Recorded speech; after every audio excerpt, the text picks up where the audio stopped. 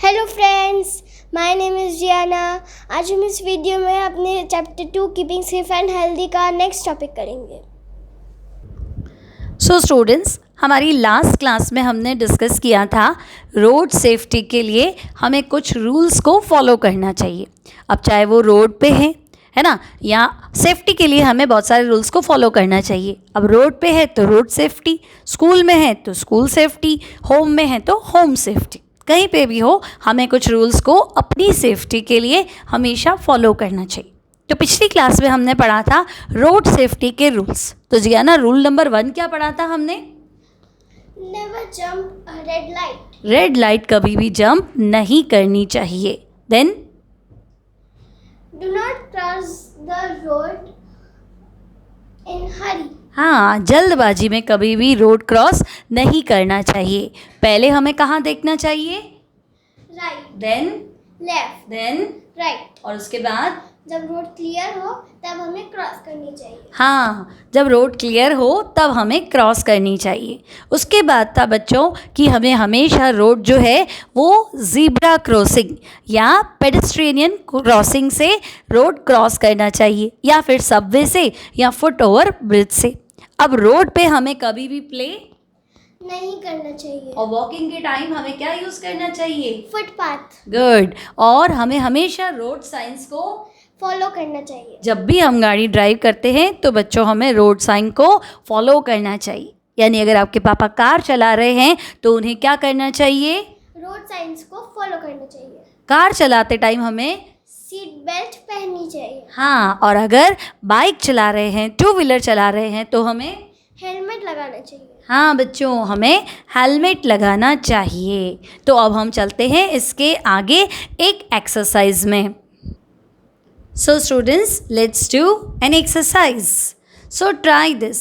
Look at the following symbols. Can you tell what they mean?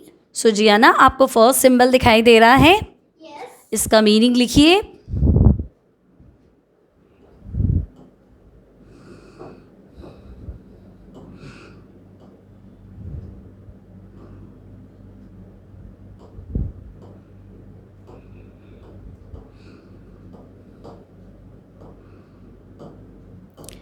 ओह, तो आपने लिखा है नो बाइसाइकिल। अच्छा, आपने ऐसा क्यों लिखा है? क्योंकि एक बाइसाइकिल बनी हुई है और उसके ऊपर क्रॉस है। इसका मतलब रोड पे बाइसाइकिल नहीं चलानी है। Very good. तो बाइसिकल है लेकिन बच्चों उस पर रेड मार्क किया हुआ है ना, क्रॉस किया हुआ है कि नहीं। अब आपको यहाँ पे बाइसाइकिल नहीं चलानी है। सो सेकंड सिंबल देखिए। हाँ, क्या आपको इसका मीनिंग पता है? यस। क्या मीनिंग है? No pedestrian. हाँ, नो पेडेस्ट्रियन। इसका मतलब कि बच्चों यहाँ पे पेडेस्ट्रियन का मतलब होता है ऐसे लोग जो क्या करते हैं, फुट पे वॉक करते हैं या अपने फुट पे रन कर रहे हैं। तो यहाँ पे वॉक करना और रन करना मना है। हाँ, इसलिए यहाँ पे आपको लिखना है नो पेडेस्ट्रियन। तो आप लिखेंगे यहाँ पे नो पेडिस्ट्रियन। हाँ, लिखिए जल्दी से स्पेलिंग। No pedestrian.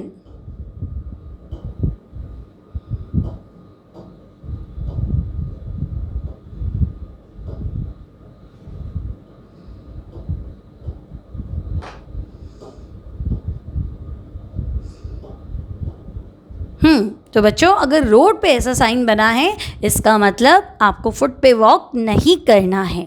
अब नेक्स्ट साइन का क्या मीनिंग है? पेडिस्ट्रियन। Very good. पेडेस्ट्रियन मतलब इस रोड पे आप फुट पे वॉक कर सकते हैं या रन कर सकते हैं। गुड। तो आप लिखेंगे पेडेस्ट्रियन।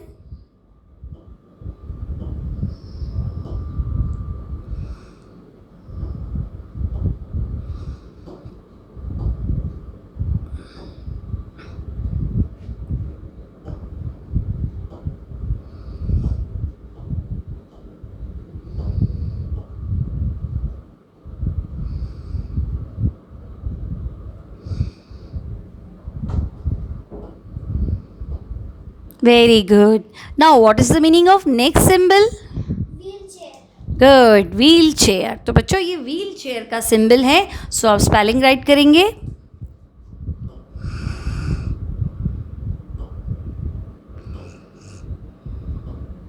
व्हील चेयर बना हुआ हो उसका मतलब बच्चों कि ये जो पाथ बना हुआ है, ये जो रास्ता है, वहाँ से सिर्फ व्हील चेयर वाले लोग है ना, जो डिफरेंटली डिसेबल्ड पर्सन हैं, वो यहाँ से जा सकते हैं। CHAIR बच्चे, wheel chair Jiana, CHAIR wheel chair.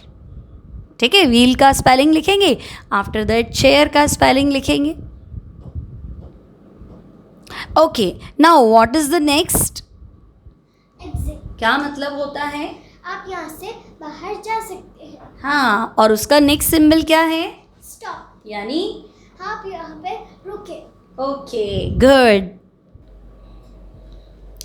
Safety at home and at school. Though homes and schools are believed to be the safest places, accidents can occur there also. तो बच्चों, होम्स और स्कूल जो है वो सबसे सेफ प्लेसेस माने जाते हैं, है ना। घर में हम सबसे सेफली रह सकते हैं, स्कूल भी बहुत सेफ प्लेस है, लेकिन फिर भी वहाँ पे एक्सीडेंट्स हो सकते हैं। We spend half of our day at school and the other half at home. हाँ, तो हम अपना आधा दिन तो स्कूल में स्पेंड करते हैं और बाकी का आधा दिन हम कहाँ स्पेंड करते हैं? अपने होम में। हम्म,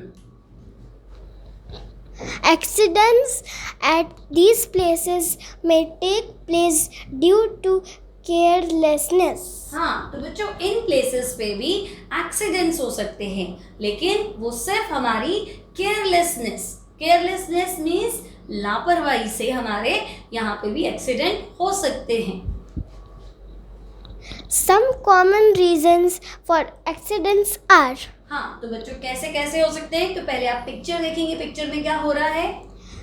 एक लड़की सिजर्स काट रही है। बच्चों एक गर्ल जो है वो देखो सीजर से पेपर काट रही है ना, लेकिन उसके आसपास में कोई नहीं है। हाँ, उसको सुपरविजन करने के लिए बच्चों कोई भी एडल्ट नहीं है, तो आपको ऐसा नहीं करना है। चाहे घर पे या स्कूल में कभी भी आपको बिना एडल्ट, मम्मी नहीं हो, पापा नहीं हो, दीदी भैया नहीं हो, तो उसकी एब्सेंस में कभी भी आपको सिजर यूज नहीं करना है। हाँ, क्या लिखा है पिक्चर के नीचे? Never use scissors without adult supervision. है ना, कभी भी आपको एडल्ट सुपरविजन मतलब आपसे जो बड़े लोग हैं उनकी एब्सेंस में सिजर को यूज नहीं करना है। So students, first point we have use of sharp objects. तो जियाना, शार्प ऑब्जेक्ट्स कौन से देखते हैं आप? Knives, blades, scissors, etc. Good बच्चों, शार्प ऑब्जेक्ट मतलब जिनका धार जो है वो बहुत तेज होता है, नुकीली चीज़ें यानी कि चाकू कितना तेज होता है, ब्लेड, सिजर, ये सब क्या है? शार्प एज्ड थिंग्स है या ऑब्जेक्ट्स है। Sharp-edged things like knives and blades, etc. can cause cuts on the skin. Such things need to be handled very carefully. Good, तो बच्चों शार्प एज्ड थिंग्स है ना, यानी तेज धार वाले जो चीज़ें हैं लाइक नाइव्स यानी कि चाकू या ब्लेड, वो क्या कर सकते हैं? स्किन पे कट कर सकते हैं, है ना, हमारी स्किन को काट सकते हैं। तो इस तरह की चीज़ों को हमें बहुत ही ज़्यादा केयरफुली काम में लेना पड़ेगा। The following precautions must be taken while using them. Must be taken while using them. तो बच्चों इन चीज़ों को हमें काम में लेते टाइम कुछ प्रिकॉशंस यानी सावधानियाँ, सावधानियाँ। हाँ, तो हमें ध्यान रखना पड़ेगा जब हम नाइफ को यूज़ करते हैं, ब्लेड को यूज़ करते हैं, सिजर को यूज़ करते हैं, तो हमें कुछ बातें ध्यान रखनी पड़ेंगी। Like keep sharp objects out of reach of small children. हाँ, तो हमें शार्प ऑब्जेक्ट्स जो है यानी तेज धार वाली चीज़ें जो है वो छोटे बच्चों के पहुंच से क्या करनी पड़ेंगी? दूर रखनी पड़ेंगी। keep away from barbed wires. हाँ, तो बार्ब्ड वायर्स मतलब जो खुले तार है ना, जो कवर्ड तार नहीं है, नंगे तार हैं, उनको भी क्या करना पड़ेगा, दूर रखना पड़ेगा. Do not play with things made up of glass as these can be break easily. हाँ, तो बच्चों कांच से बनी हुई जो चीजें हैं इनके साथ कभी भी नहीं खेलना चाहिए, है ना. Things made up of glass, इनके साथ आप कभी भी प्ले नहीं करना क्यों चाहिए नहीं करेंगे? क्योंकि वो बहुत ही आसानी से ब्रेक हो सकती हैं. हाँ बच्चों, वो बहुत आसानी से क्या हो जाती है, ब्रेक हो जाती है. अच्छा, पिक्चर में ये बेबी क्या कर रहा है? ये flower vase of made of glass से खेल रहा था, वो ब्रेक हो गया, हाँ, और हाथ पे क्या हो गया, लग गई, इंजरी हो गई, है ना. तो देखो बच्चों, ये छोटा सा लड़का है, ये फ्लावर वास है ना, जो कि कांच का बना हुआ है, उससे खेल रहा था. खेलते खेलते फ्लावर वास टूट गया, और टूटने के बाद देखो इसके हाथ से खून बह रहा है ना. तो आपको कभी भी ऐसा नहीं करना चाहिए. ओके. नाउ नेक्स्ट पॉइंट क्या है? Use scissors or knives carefully only in the presence of an adult. अब बच्चों, अगर आपको कोई एक्टिविटी करनी है ना, या कभी आपको नाइफ का यूज़ करना है, तो आप उसे तभी यूज़ करेंगे जब कोई एडल्ट प्रेजेंट हो. सो स्टूडेंट्स, फर्स्ट था हमारे पास यूजिंग शार्प ऑब्जेक्ट, है ना. शार्प ऑब्जेक्ट से हम चाहे घर पे हों, स्कूल में हो, अगर हम शार्प ऑब्जेक्ट यूज़ कर रहे हैं तो हमारा कभी भी एक्सीडेंट हो सकता है, कभी भी हमारे साथ बुरा हो सकता है, कभी भी लग सकता है. नाउ सेकंड कॉज क्या है? Falling down. हाँ, फॉलिंग डाउन मतलब बच्चों गिर जाना, है ना. ऊपर से नीचे हम गिर जाते हैं, लाइक झूला खाते टाइम, चलते टाइम, रन करते टाइम, है ना. तो पढ़ेंगे आप इसे. Falling down. Falling down is another major reason of getting hurt at home and school. हाँ, तो बच्चों फॉलिंग डाउन जो है वो दूसरा मेजर रीजन है for getting hurt at home और स्कूल, है ना. पहला रीजन था sharp edge tool, sharp edge object से हम क्या हो सकते थे, हर्ट हो सकते थे. सेकंड रीजन जो है वो है falling down. We can fall down while playing, jumping or running. हाँ, तो हम कब कब फॉल डाउन हो सकते हैं? Playing, jumping or running. Good. So क्या ध्यान रखना चाहिए हमें? We should not jump off a moving swing or ride. We should not jump off a moving swing or ride. Moving swing का क्या मतलब होता है? मूविंग स्विंग का मतलब होता है जो भी बच्चा झूला झूल रहा हो, वो स्विंग मूव कर रहा हो, तब हमें उसके आगे नहीं आना चाहिए. हाँ, उस जंप ऑफ, है ना. तो बच्चों, अगर आप झूला झूल रहे हैं या कोई और भी झूला झूल रहा है, तो या कोई राइड खा रहा है, तो उसके आसपास हमें जंप ऑफ नहीं करना चाहिए. देन इस पिक्चर में क्या हो रहा है? फर्स्ट पिक्चर में एक लड़की झूला खा रही है. हाँ, एक लड़की झूला खा रही है, तो आप इससे क्या रहेंगे बच्चों? दूर रहेंगे. है ना. क्या लिखा है इसने पिक्चर के नीचे? Be careful on the swings. हाँ, स्विंग्स पे आप हमेशा केयरफुल रहेंगे. Okay, then next. Do not stand near the swings. हाँ, तो बच्चों स्विंग के पास आप नहीं खड़े होंगे, है ना. स्विंग पे अगर है तो उस पे जंप ऑफ नहीं करेंगे. Then spilling of slip. Third point. Do not play or run up and down on the stairs. यानी कि स्टेयर्स यानी कि सीढ़ियाँ जो है बच्चों, उनके ऊपर और नीचे आपको प्ले नहीं करना चाहिए. हाँ. Now next point is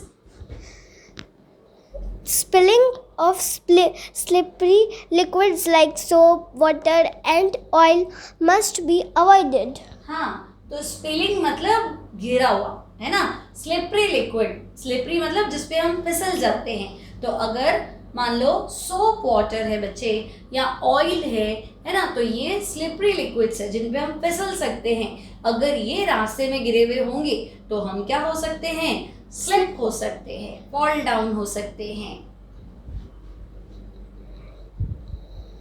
It should be immediately wiped off the floor if that happens. हाँ, अगर ऐसा हो जाता है तो हमें इमिडिएटली, मतलब हाथों हाथ, है ना, तुरंत हमें उनको वाइप्ड ऑफ कर देना चाहिए, यानी कि पोंछ देना चाहिए, उस पर पोंछा लगा देना चाहिए ताकि कोई और उस पर स्लिप ना हो जाए। तो इस पिक्चर में क्या हो रहा है? एक लड़का किसी भी स्लिपरी लिक्विड पर स्लिप हो रहा है। हाँ, देखो रास्ते में है ना कुछ गिरा हुआ है, स्लिपरी लिक्विड यानी सोप वाटर हो सकता है, ऑयल हो सकता है ना। अगर वो रास्ते पे स्पिल किया हुआ है तो बच्चा उस पे क्या हो गया? फिसल गया। सो always be careful of spilled liquids. So अब हम मिलते हैं नेक्स्ट क्लास में। So bye bye.